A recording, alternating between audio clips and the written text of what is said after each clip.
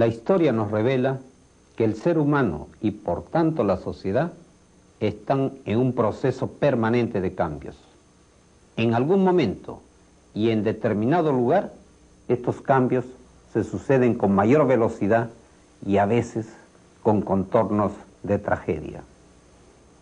En las elecciones de 1990, los partidos tradicionales fueron derrotados, pero en vez de aceptar los hechos y modernizarse, los partidos peruanos trataron, por medio de sofismas, de perpetuar sus privilegios. El Perú es una democracia constitucional estable, cuyas instituciones funcionan bajo la garantía de los partidos, dicen sus líderes. ¿Es exacta esta afirmación? No. Por eso es un sofisma.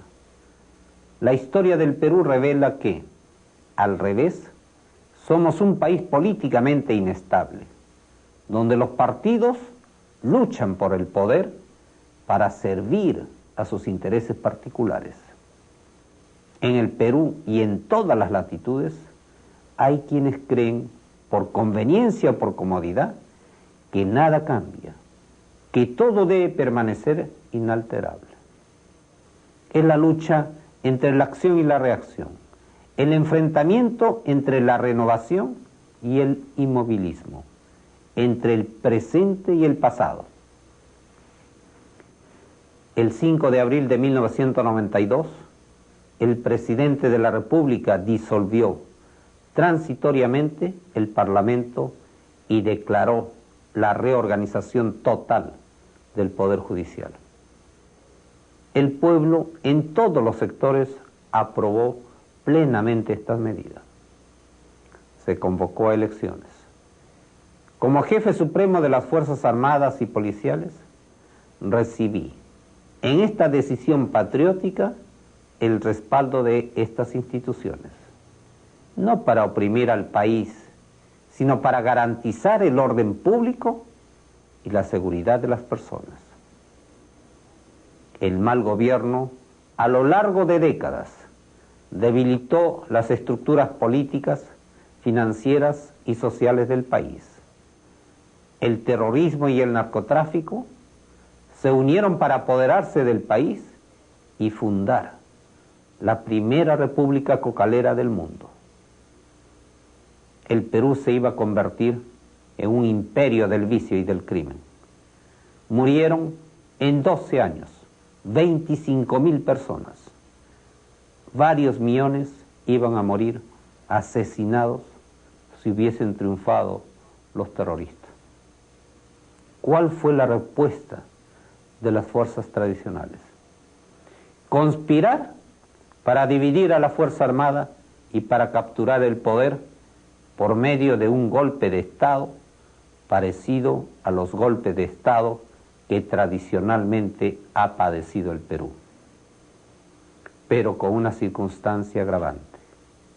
El golpe de Estado del 13 de noviembre iba a perpetrarse frente al terrorismo en trance de derrota y para impedir las elecciones.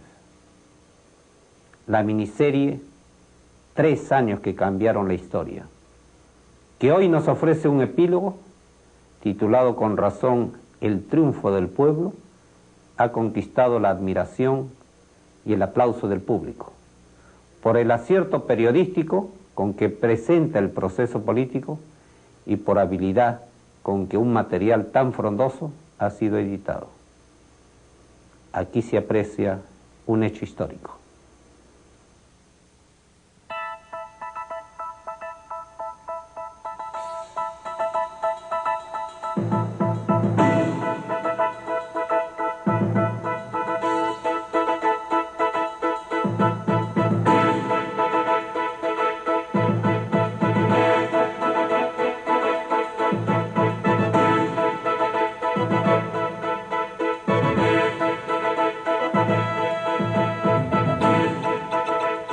Tres años que cambiaron la historia.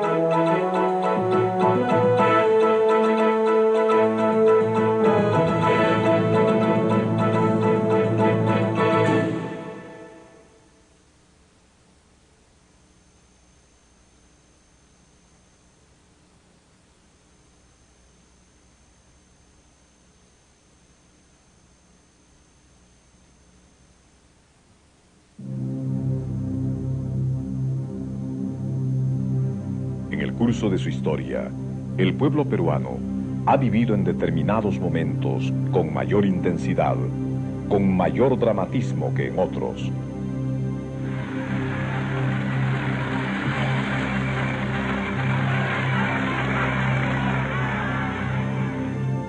Cuando los problemas estallaban en manos de los gobernantes, los dirigentes tradicionales renunciaban o eran echados, y surgían otros líderes que con audacia enmendaron rumbos y se fijaron nuevas metas. Casi siempre incumplieron sus promesas. Con frecuencia, el pueblo ha sido oprimido, su voz no ha sido escuchada y sus ideales se frustraron. Entonces, echó mano a la violencia.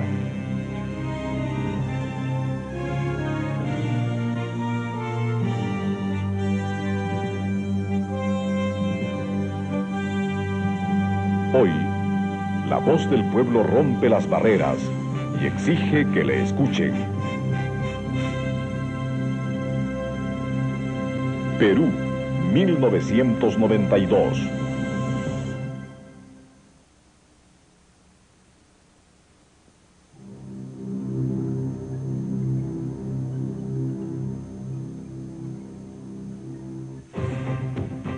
El presidente de la República es el ingeniero Alberto Fujimori. Es la primera vez en la historia de nuestro país que un hijo de padres japoneses es elegido jefe de Estado. A los 20 meses de iniciado su gobierno, Fujimori disolvió el Parlamento, destituyó a los miembros del Poder Judicial, cesó a los gobiernos regionales, postergó las elecciones municipales y asumió las facultades legislativas. Todos los partidos políticos formaron un solo frente contra el presidente Fujimori. Los parlamentarios cesados declararon la vacancia de la presidencia de la República y nombraron para reemplazar a Fujimori al primer vicepresidente, el senador Máximo San Román. Hicieron un llamado a las Fuerzas Armadas para deponer al jefe de Estado y al pueblo a rebelarse contra el gobierno. La comunidad internacional condenó el golpe de Estado del 5 de abril de 1992. Las grandes potencias amenazaron con suspender su apoyo financiero y Venezuela cortó sus relaciones diplomáticas con el Perú. El terrorismo, aliado del narcotráfico, ante la desaparición de su caja de resonancia parlamentaria y de la tolerancia del Poder Judicial, lanzó una terrible ofensiva.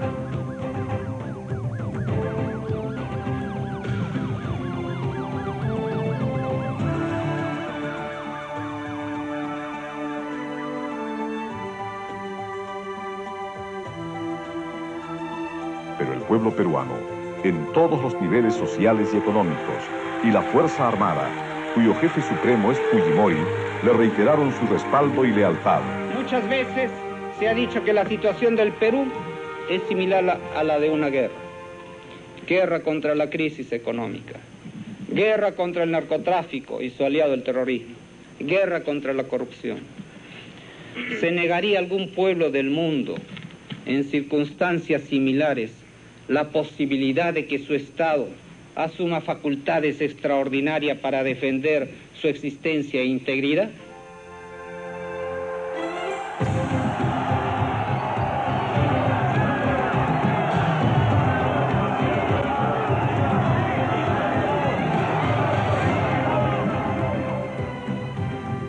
Fujimori es